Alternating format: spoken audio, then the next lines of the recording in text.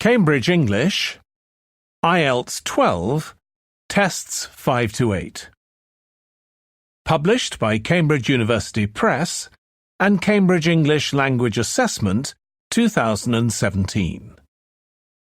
This recording is copyright. Test 5. You will hear a number of different recordings and you will have to answer questions on what you hear. There will be time for you to read the instructions and questions, and you will have a chance to check your work. All the recordings will be played once only. The test is in 4 sections. At the end of the test, you will be given 10 minutes to transfer your answers to an answer sheet. Now turn to Section 1.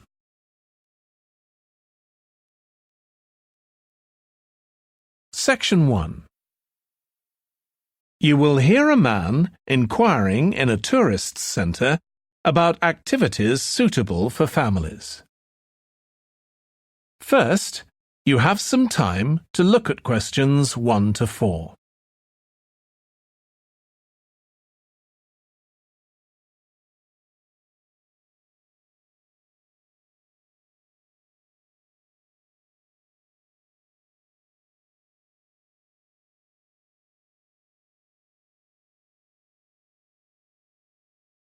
You will see that there is an example that has been done for you. On this occasion only, the conversation relating to this will be played first. Hi, can I help you? I'd like to find out if you have any excursions suitable for families. Sure. How about taking your family for a cruise? We have a steamship that takes passengers out several times a day. It's over 100 years old. The cruise takes place on a steamship. So steamship has been written in the space. Now we shall begin. You should answer the questions as you listen because you will not hear the recording a second time. Listen carefully and answer questions 1 to 4.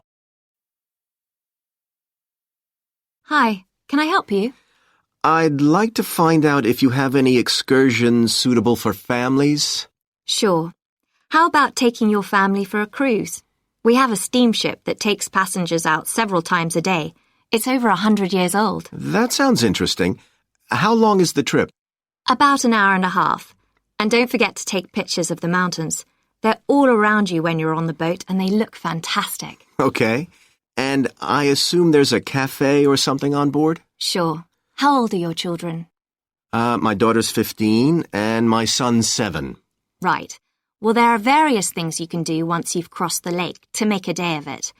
One thing that's very popular is a visit to the country farm. You're met off the boat by the farmer and he'll take you to the holding pens where the sheep are kept. Children love feeding them. My son would love that. He really likes animals. Well, there's also a 40-minute trek round the farm on a horse if he wants. Do you think he'd manage it? He hasn't done that before. Sure. It's suitable for complete beginners. Good. And again, visitors are welcome to explore the farm on their own, as long as they take care to close gates and so on. There are some very beautiful gardens along the side of the lake which also belong to the farm. They'll be just at their best now. You could easily spend an hour or 2 there. Okay, well, that all sounds good. And can we get lunch there? You can, and it's very good, though it's not included in the basic cost. You pay when you get there. Right. Before you hear the rest of the conversation, you have some time to look at questions 5 to 10.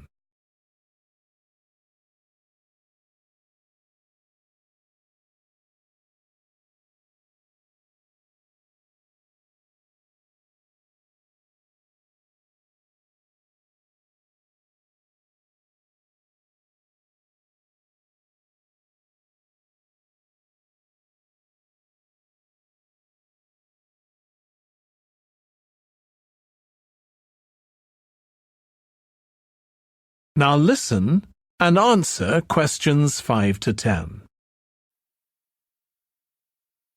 So, is there anything else to do over on that side of the lake? Well, what you can do is take a bike over on the ship and then go on a cycling trip. There's a trail there called the Back Road. You could easily spend 3 or 4 hours exploring it, and the scenery's wonderful. They'll give you a map when you get your ticket for the cruise. There's no extra charge. What's the trail like in terms of difficulty? Quite challenging in places. It wouldn't be suitable for your 7-year-old. It needs someone who's got a bit more experience. Well, my daughter loves cycling, and so do I, so maybe the two of us could go, and my wife and son could stay on the farm. That might work out quite well. But we don't have bikes here. Is there somewhere we could rent them? Yes, there's a place here in the city. It's called Ratcheson's. I'll just make a note of that. How do you spell it? Ratchesons.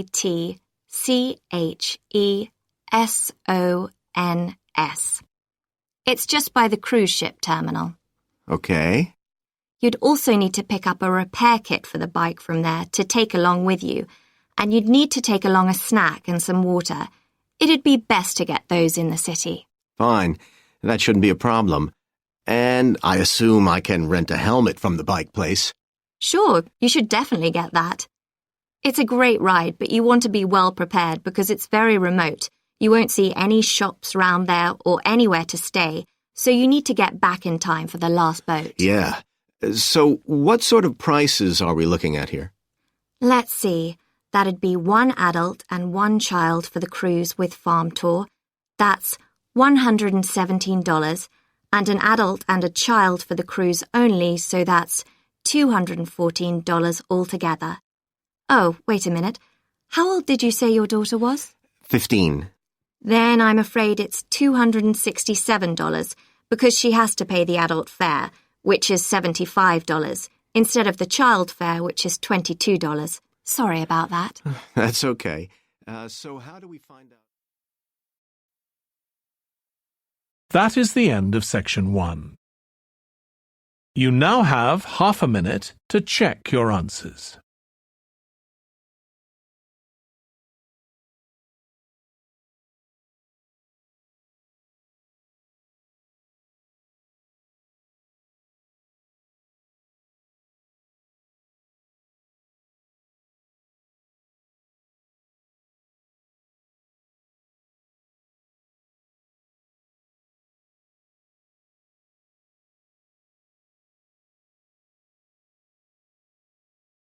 Now turn to section 2.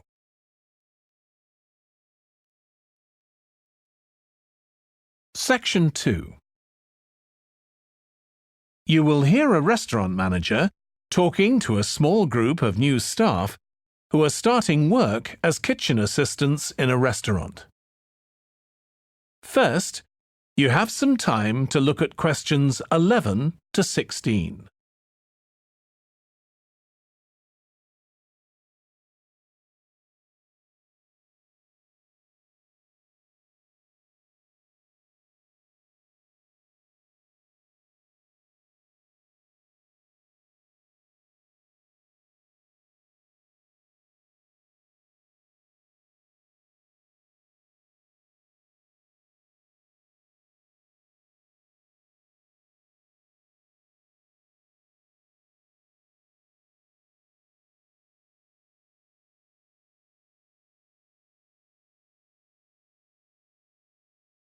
Now listen carefully and answer questions 11 to 16. Good morning, everyone. My name's Joy Parkins, and I'm the restaurant manager. And I understand that none of you have had any previous experience as kitchen assistants. Well, you might be feeling a bit nervous now, but most of our kitchen assistants say they enjoy the work. OK, they might get shouted at sometimes, but it's nothing personal. And they're pleased that they have so many different things to do, which means they never get bored. And I'll tell you straight away that if you do well, we might think about moving you up and giving you some more responsibility. Right, well, you've all shown up on time, which is an excellent start. Now, I'm glad to see none of you have unsuitable footwear, so that's good. You need to be careful as the floors can get very wet and slippery. Those of you with long hair have got it well out of the way, but some of you'll need to remove your rings and bracelets. Just put them somewhere safer today, and remember to leave them at home tomorrow, as they can be a safety hazard. Now, it's going to be a busy day for you all today. We don't have any tables free for this evening, and only a few for lunch. Fortunately, we've got our head chef back. He was away on holiday all last week, which meant the other chefs had extra work. Now, I'll tell you a bit more about the job in a minute, but first, some general regulations. For all of you, whatever your age, there's some equipment you mustn't use until you've been properly trained, like the waste disposal system, for example, for health and safety reasons. Then I think there are 2 of you here who are under 18. That's Emma and Jake, isn't it? Right, so for you 2, the meat slicer is out of bounds, and of course none of you are allowed to use the electric mixer until you've been shown how it works. Now, you may have heard that this can be a stressful job, and I have to say that can be true. You'll be working an 8-hour day for the first week, though you'll have the chance to do overtime after that as well if you want to. But however long the hours are, you'll get a break in the middle. What you will find is that you're on your feet all day long, lifting and carrying. So, if you're not fit now, you soon will be. You'll find you don't have much chance to take it easy. When someone tells you to do something, you need to do it straight away. But at least we do have a very efficient air conditioning system compared with some kitchens. Before you hear the rest of the talk, you have some time to look at questions 17 to 20.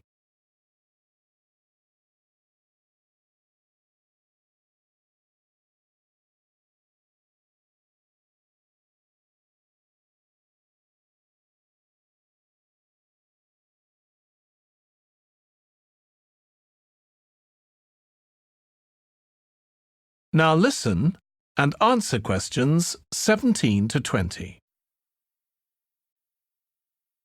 Now, let me tell you about some of the people you need to know. So, as I said, I'm Joy Parkins, and I decide who does what during the day and how long they work for. I'll be trying to get you to work with as many different people in the kitchen as possible, so that you learn while you're on the job. One person whose name you must remember is David Field. If you injure yourself at all, even if it's really minor, you must report to him, and he'll make sure the incident is recorded and you get the appropriate treatment. He's trained to give basic treatment to staff himself, or he'll send you off somewhere else if necessary. Then there's Dexter Wills. He's the person you need to see if you smash a plate or something like that. Don't just leave it and hope no one will notice. It's really important to get things noted and replaced, or there could be problems later. And finally, there's Mike Smith. He's the member of staff who takes care of all the stores of perishables. So, if you notice we're getting low in flour or sugar or something, make sure you let him know so he can put in an order. OK, now the next thing we need to cover. That is the end of section 2. You now have half a minute to check your answers.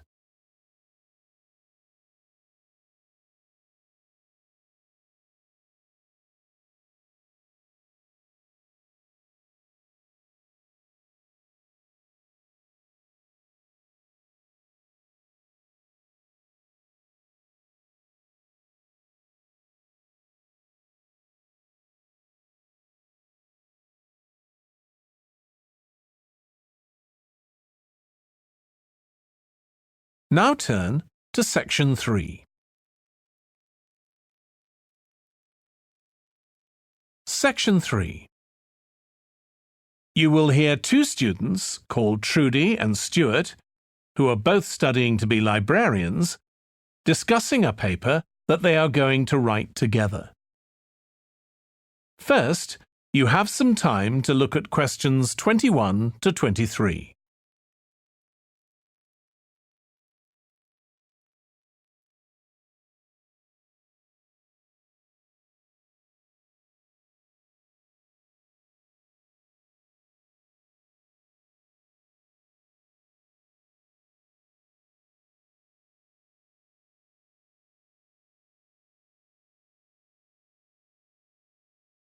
Now listen carefully and answer questions 21 to 23.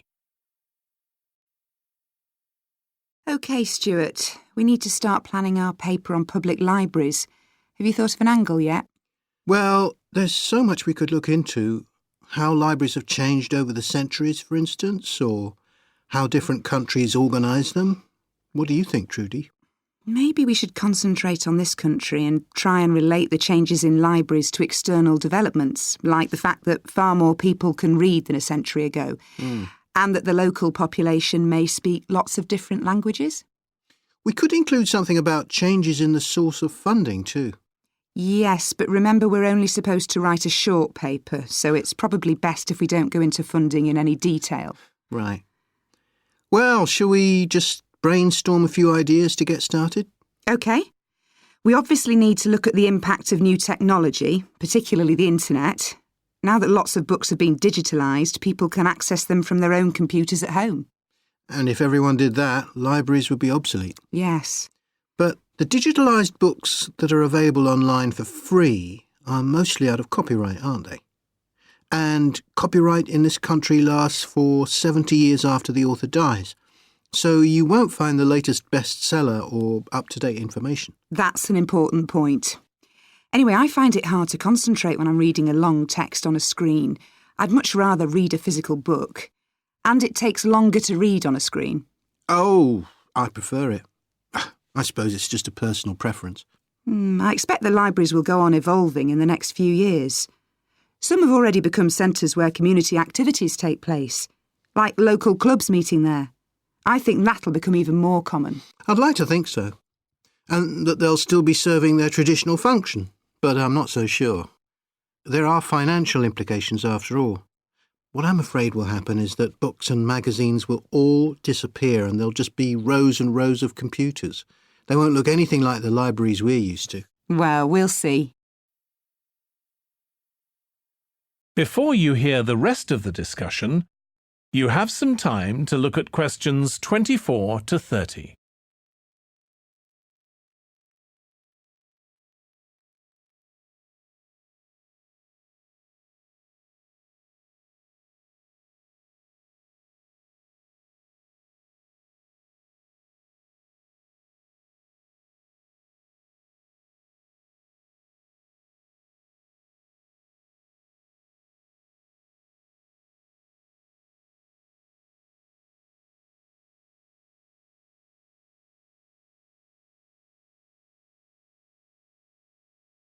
Now listen and answer questions 24 to 30. I've just had an idea. Why don't we make an in-depth study of our local public library as background to our paper? Yes, that'd be interesting. And raise all sorts of issues. Let's make a list of possible things we could ask about, then work out some sort of structure. For instance, we could interview some of the staff and find out whether the library has its own budget or if that's controlled by the local council. And what their policies are. I know they don't allow food, but I'd love to find out what types of noise they ban. There always seems to be a lot of talking, but never music. I don't know if that's a policy or it just happens. I've often wondered. Then there are things like how the library is affected by employment laws. I suppose there are rules about working hours, facilities for staff and so on. Right. Then there are other issues relating to the design of the building and how customers use it. Like, what measures does the library take to ensure their safety? They'd need floor coverings that aren't slippery, At emergency exits, for instance. Oh, and another thing, there's the question of the kind of insurance the library needs to have in case anyone gets injured. Yes, that's something else to find out.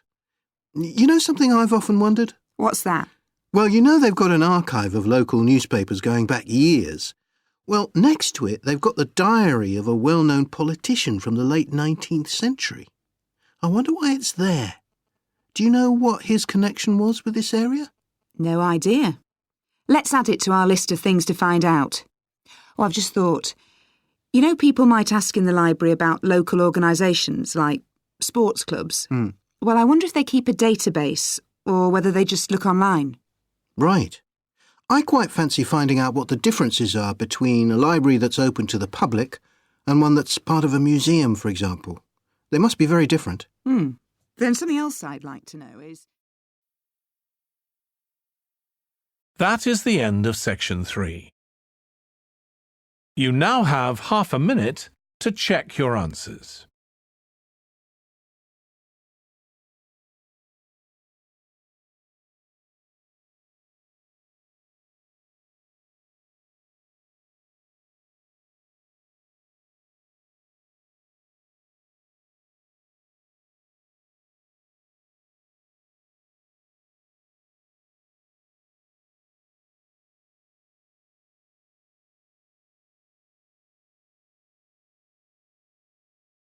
Now turn to section 4. Section 4. You will hear part of a lecture for business students about business values. First, you have some time to look at questions 31 to 40.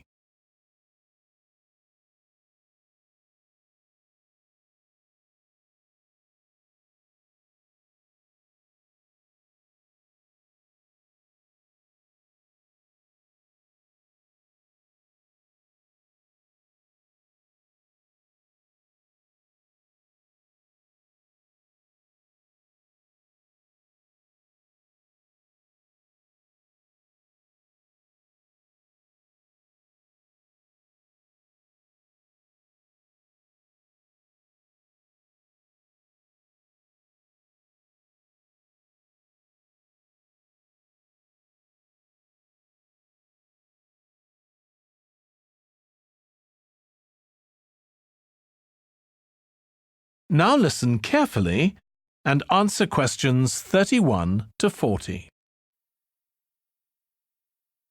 In public discussion of business, we take certain values for granted.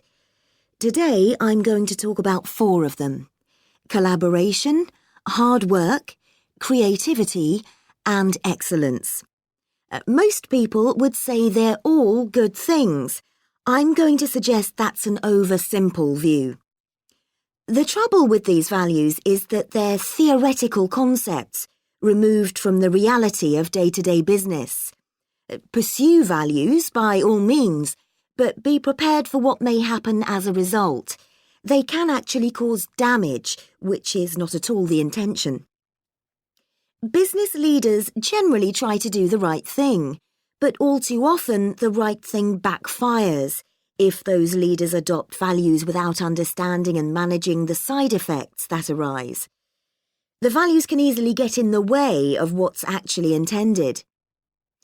OK, so the first value I'm going to discuss is collaboration. Let me give you an example. On a management training course I once attended, we were put into groups and had to construct a bridge across a stream, using building blocks that we were given. The rule was that everyone in the team had to move at least one building block during the construction. This was intended to encourage teamwork. But it was really a job best done by one person. The other teams tried to collaborate on building the structure and descended into confusion, with everyone getting in each other's way. Our team leader solved the challenge brilliantly. She simply asked everyone in the team to move a piece a few centimetres to comply with the rule, and then let the person in the team with an aptitude for puzzles like this build it alone. We finished before any other team.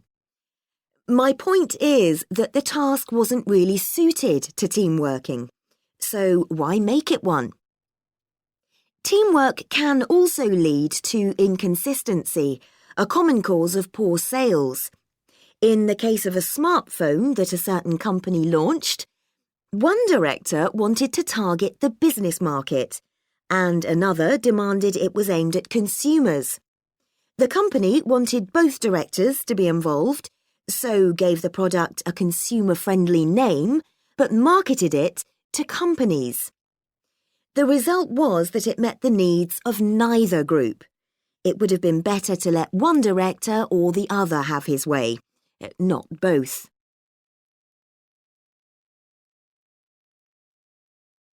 Now, industriousness, or hard work. It's easy to mock people who say they work hard. After all, a hamster running around in a wheel is working hard and getting nowhere. Of course, hard work is valuable, but only when properly targeted. Otherwise, it wastes the resources that companies value most, time and energy, and that's bad for the organisation. There's a management model that groups people according to 4 criteria: clever, hard-working, stupid, and lazy. Here, lazy means having a rational determination not to carry out unnecessary tasks. It doesn't mean trying to avoid work altogether. Most people display 2 of these characteristics, and the most valuable people are those who are both clever and lazy. They possess intellectual clarity and they don't rush into making decisions. They come up with solutions to save the time and energy spent by the stupid and hard-working group.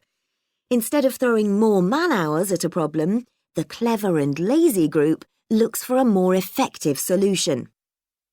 Next, we come to creativity.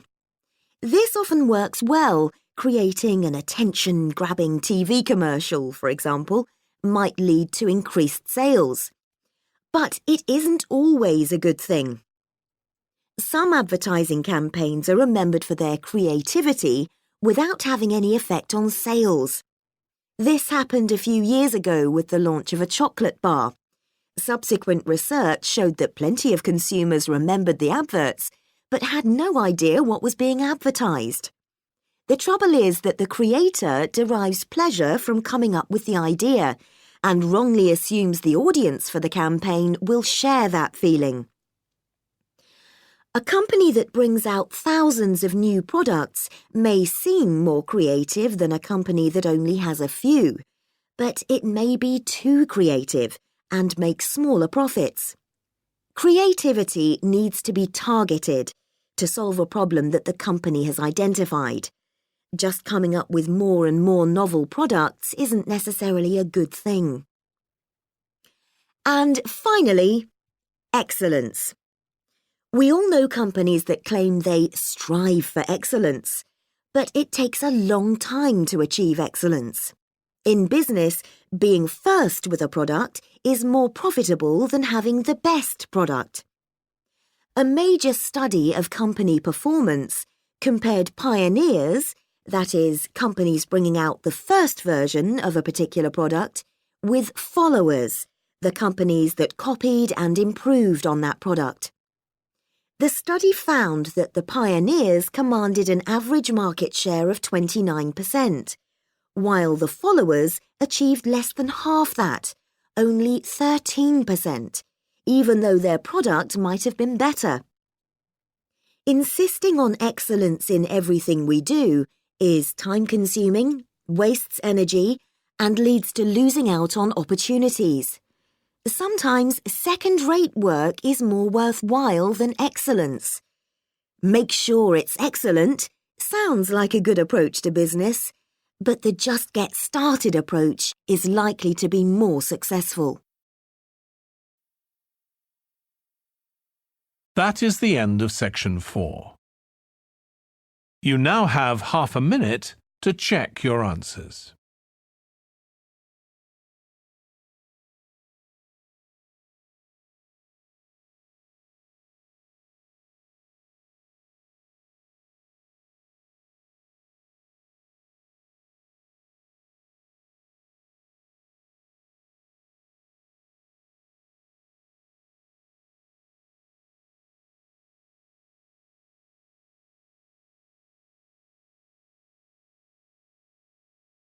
That is the end of the listening test. In the IELTS test, you would now have 10 minutes to transfer your answers to the answer sheet.